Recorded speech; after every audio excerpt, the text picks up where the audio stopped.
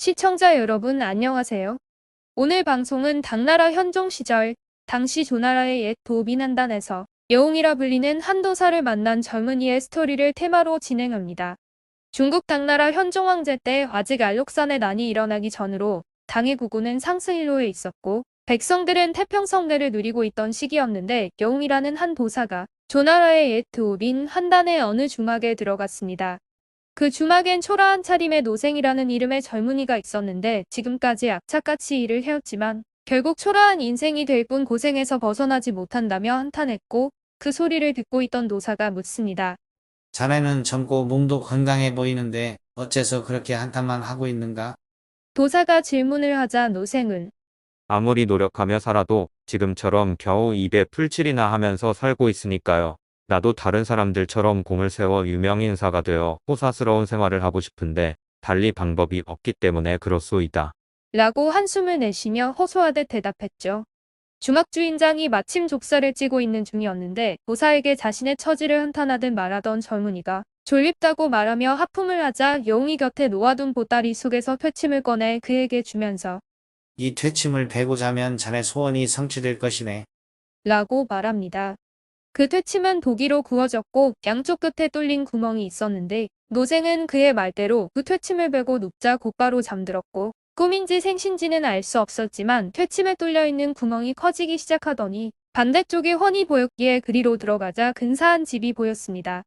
노생이 가까이 가서 들여다보니 그 집은 당대의 명문으로 알려진 청아 최씨의 대저택이었는데 그 집으로 들어간 노생은 어찌된 영문인지도 모르는 사이 얼마 후 최씨의 아리따운 딸내미와 혼인을 하게 되었고 이듬해 애는 과거에 급제하여 관리가 됩니다.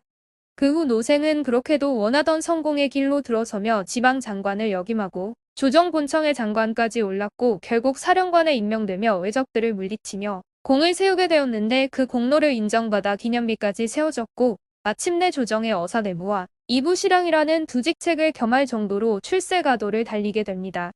그러나 세상사 모든 것이 내키는 대로 돌아가 주지는 않는 법인가. 재상들의 시기 질투로 지방장관으로 좌천되기도 했고 좌천된 지 3년이 지나서 다시 황제의 부름을 받아 호부상서로 영전된 후 곧이어 재상 자리에까지 오르죠.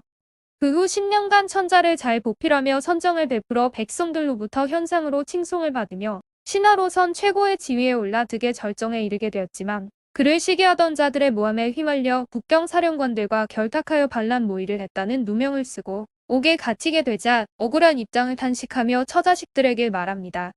고향인 산동에 비록 작고 허름하기는 하지만 집이 있고 나름 꽤 쓸만한 전답도 있었는데 거기서 농사나 지으며 평범한 생활을 했다면 충분히 추위와 굶주림은 면할 수 있었을 텐데 팔자에 없는 걸록을 먹으며 출세할 생각에 결국 이 꼴이 되었고 그 옛날 초라한 차림으로 한단의 길을 걷던 시절이 그리워지지만 이제는 어찌할 도리가 없게 됐구나.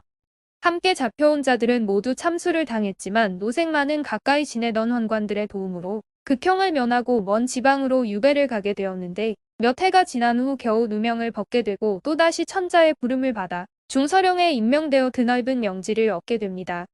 노생은 그때 아들 5을 두었는데 모두 출세하여 모든 사람들이 부러워하는 신분이 되었고 수십 명의 손자들을 두고 80세가 넘자 늙었다며 관직에서 물러나겠다고 천자에게 상소하였으나 천자는 허락하지 않았으며 결국 병석에 눕게 되자 황제의 명으로 조정해서 보낸 명의가 그의 병을 다스리도록 했지만 임명제천인지라 결국 노생은 병사하죠.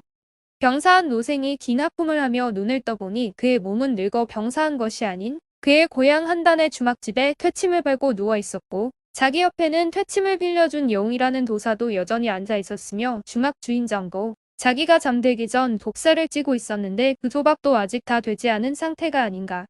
모든 것은 자신이 잠들기 전 상태 그대로였기에 노생은 그럼 지금까지 모든 것이 꿈이었단 말인가? 라고 중얼거리고 있는데 그 모습을 보고 있던 도사 여웅이 웃으며 말했죠. 이 세상의 일이란 모두 그런 것일세. 그 소리를 듣고 있던 노생은 한참을 멍 때리며 앉아있다가 도사에게 이제 영화도 욕된 일도 많은 재물을 얻고 이르며 살고 죽고 하는 인간의 심정들을 모두 알게 되었는데 이 모든 것은 도사님께서 감사하게도 제가 가지고 있던 욕심들을 깨끗이 가시게 하여 모든 것을 깨달을 수 있게 해주신 것입니다. 라고 정중한 자세로 감사의 인사를 하고 돌아갑니다. 노생은 조금 전 겪었던 기이한 꿈을 떠올리며 인생이란 무상한 것이며 가장 행복한 것은 자기가 어떻게 받아들이느냐에 따라 그때그때 상황과 입장에 따라 바뀌게 된다는 것을 생각하며 가벼워진 마음으로 자기의 누추한 집으로 걸음을 옮깁니다. 오늘 방송은 여기까지이며 구독과 좋아요를 꼭 눌러주실 것을 부탁드립니다. 시청해주셔서 감사합니다.